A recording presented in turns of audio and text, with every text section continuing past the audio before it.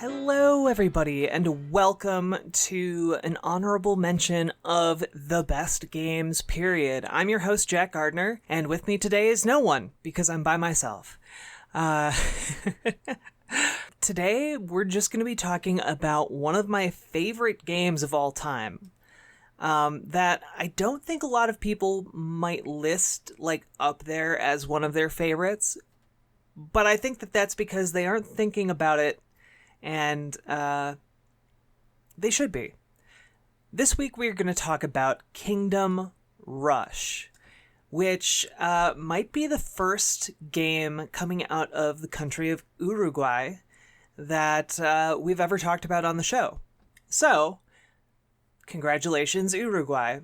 You can come to me, you know where to find me, for your award. But seriously, Kingdom Rush was released in 2010, and that was back during the very special era of the internet where people would just make games and release them for free on various websites around the internet. So you had places like Newgrounds.com. That was a big one. That's where games like Super Meat Boy got their start. And yeah, that's also either it started on Newgrounds or it started on Armor Games, armorgames.com. But either way, essentially Kingdom Rush is a tower defense title that has you choosing between 4 different tower types to build along preset paths that enemies come down, and the goal is to prevent enemies from getting to the end of the path by building the correct tower types, by upgrading them at the appropriate times, all of that good stuff.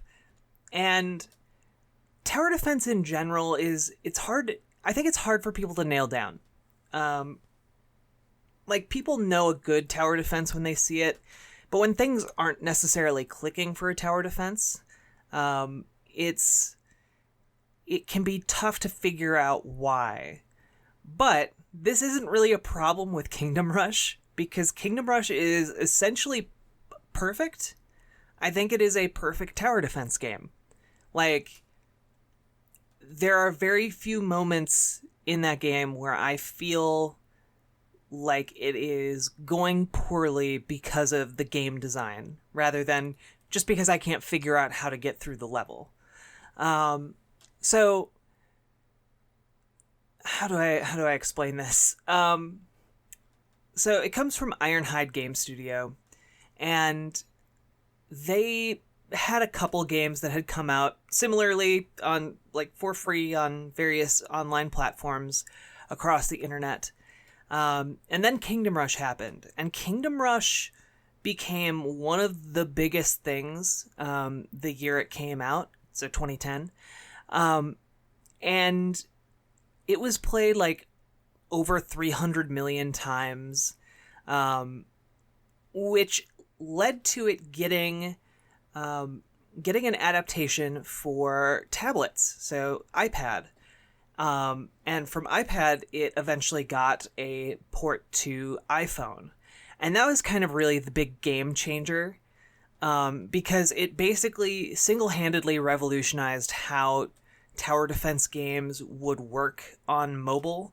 And it became one of the most popular games at that time. So you had people playing it. For some people, Kingdom Rush might have been one of their first games. And it's an incredibly polished experience that translates very well to mobile. And to be 100% honest with you, I still play Kingdom Rush and its subsequent sequels, because now there's a whole Kingdom Rush saga. It launched Kingdom Rush, then there was Kingdom Rush Frontiers, and then Kingdom Rush Origins, and I think the latest one is called Kingdom Rush Vengeance, which that one flips the tower defense and places you in the role of one of the series' recurring villains, as you send enemies down the path, and try and win that way. It's a really interesting series. And so from my basic description of the gameplay, it might not sound super deep or interesting, but each of those 4 towers can be upgraded along 2 different paths, and the game does a very good job of slowly ramping up and teaching you about these different paths. So, for example, the Archer Tower eventually upgrades into a like woodland fortress type thing, or into a marksman's tower that has like a sniper up there that fires more slowly but more powerfully. So knowing when and where to use those, and like what the ranges are going to be to cover the most optimal ground, that's a learning experience, and it's really easy to do. Like, Kingdom Rush is one of those games that makes games look easy, which I think is a testament to how well it's put together. If you have a chair, right, and it's a perfectly good and functional chair and it's comfortable, you're not really going to think about all of the intricacies that went into building the chair. Like, obviously the carpenter who built it put a lot of time and energy and care into it that you, as like the end user, might not necessarily see. And because we don't necessarily see all of that effort that went into Kingdom Rush, it can be easy to dismiss it as a simple game. But it is anything but. So this one of the revolutionary aspects of Kingdom Rush comes in the form of one of its towers. So in this game, you can build archer towers, mage towers. I don't remember exactly what they're called, but they're like siege towers, I guess. Like they do like area of effect damage. And then the big contribution that Kingdom Rush has is the barracks tower. So essentially the barracks puts out three friendly minions that you can order to different locations within the range of the tower. And their job is to delay enemies. So you can essentially delay the progress of the enemy line, which adds a whole new layer of depth and strategy to the game. And when you upgrade that, the friendly allies get stronger. Like, they do more damage, they can take more damage, they can do different special abilities once you get higher up there. And that's another thing. The special abilities of all of these towers are really cool and interesting and fun to play around with. So, for example, if you upgrade the magic tower all the way, and take like the heavy hitting version of that tower, you can select a special upgrade that you still have to pay for, much like upgrading upgrading a tower normally is, but it gives that tower a very special ability. Sometimes that ability might be poison, or rooting enemies in place for a little bit, or in the case of this magic tower, you can teleport enemies back along their path. So like all of this comes together and forms just a really interesting multi-layer strategy and approach to this game that is really fun and interesting to dig into.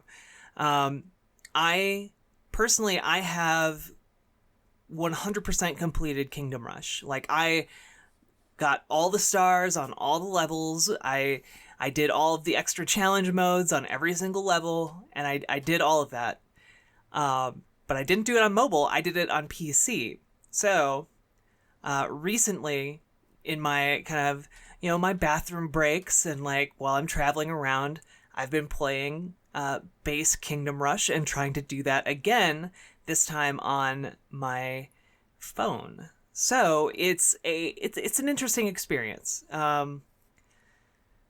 especially the second time around, because I don't have as much time as I did when I initially did 100% completed Kingdom Rush.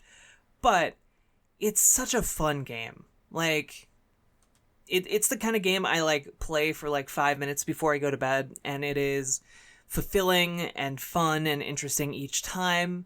And sometimes when I fail, I might say an expletive, but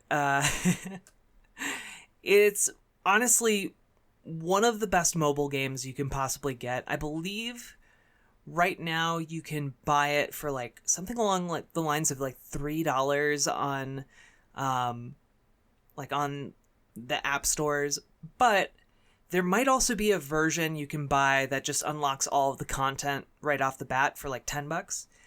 This game is easily worth $10. Like, I know a lot of people are kind of finicky about buying mobile games because so many of them are free now and have microtransactions and all of that. Kingdom Rush is 100% worth your time and 100% worth your money.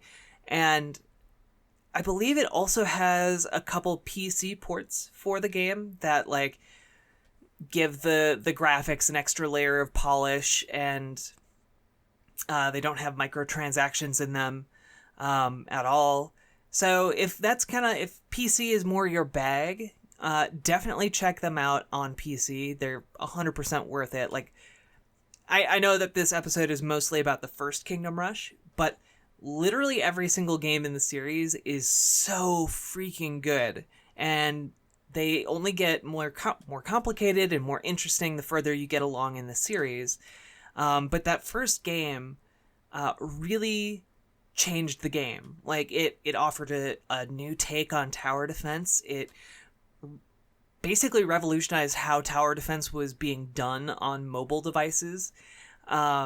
It is, frankly, for my money, I think still the best tower defense game I've ever played. Like, there are a bunch now. Like, there's Defense Grid, and I'm trying to think of a few others, but Defense Grid is like one of the big ones.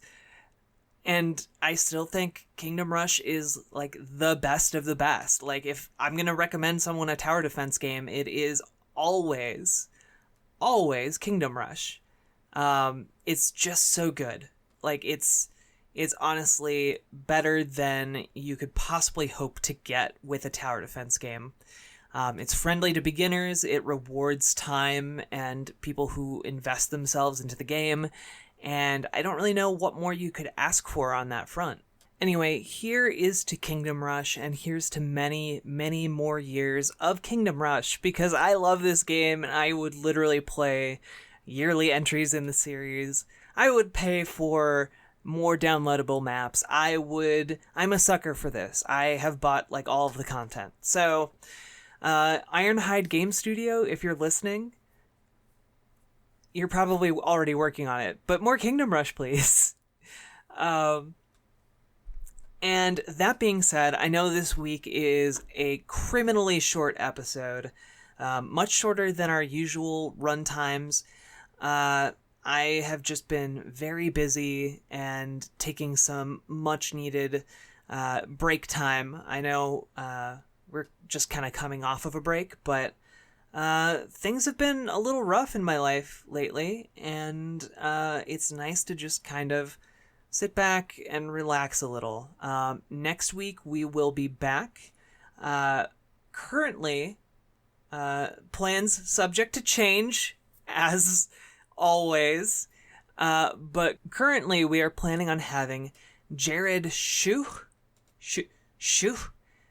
Queso Bros on Twitter.com. He will be coming on the show next week to discuss The Legend of Zelda Breath of the Wild. We all knew it was coming. We all knew it had to happen. And I'm excited that this day is finally here, because it means that this week I can buckle down and finally finish that game. So I'm pretty excited. Which just means more Zelda in my life, because I've also been playing the reboot or remaster of Link's Awakening, the remake of Link's Awakening. and it's been just an absolute blast. So my week is going to be filled with Zelda, and it's going to be good, and I'm excited, and I'm so happy that Jared's coming on the show. Look forward to that. He's a cool dude.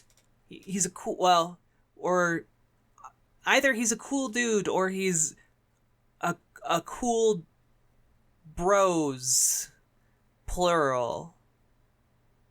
I'm gonna have to ask him about that username. Is Jared Shue 3 kids in a trench coat? Find out next week on The Best Games Period. If you enjoyed this show, as short as it was, usually we have shows that run an hour or more, please give us a subscribe on any of the places our podcast shows up. We're on I can't talk today. I'm sorry, listeners. I can't talk today. We are on Stitcher, we're on Libsyn, we're on Spotify, SoundCloud, pretty much any podcasting app. We are on there now, and we're here to stay. We're not going anywhere, so give us a subscribe, leave us a comment, or a review. Reviews help us, so any little thing like that is great. And if you want to more tangibly support the show, please head over to twitter.com/bestgamesperiod. There you can retweet our shows, and that definitely helps us out. Or head over to patreon.com/bestgamesperiod, and you can throw us $1 or more every month, and we will A, greatly appreciate it, and B, be able to keep doing this show. So that is super important if you like our content. I know I've been saying this for a while, but I'm planning on revamping the Patreon tiers for our subscribers to get a little bit more interactivity and a little bit more interesting things going on there. There are definitely a few ideas that I have that Naomi also has. So we want to try and figure out how to make all of that work together with the platform, and what we can actually accomplish with the resources we have. So again, thank you to everyone who supports us on Patreon. And I'll have to ask patrons if they want, or if being listed at the end of episodes is something they want, or in episode descriptions, because I definitely want to find a way to thank everyone who supports the show on Patreon. It means a whole heck of a lot to me. So all of that being said, you can also find us on extra-life.org. Sorry. You can also find us on community.extra-life.org, where we post every Monday. And if you don't know what Extra Life is, it's a fantastic charity. It's part of Children's Miracle Network Hospitals.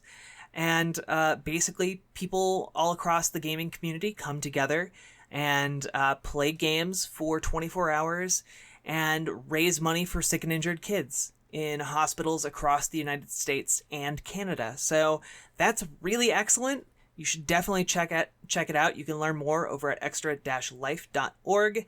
And we'll see you next time on the Flippity Dippity.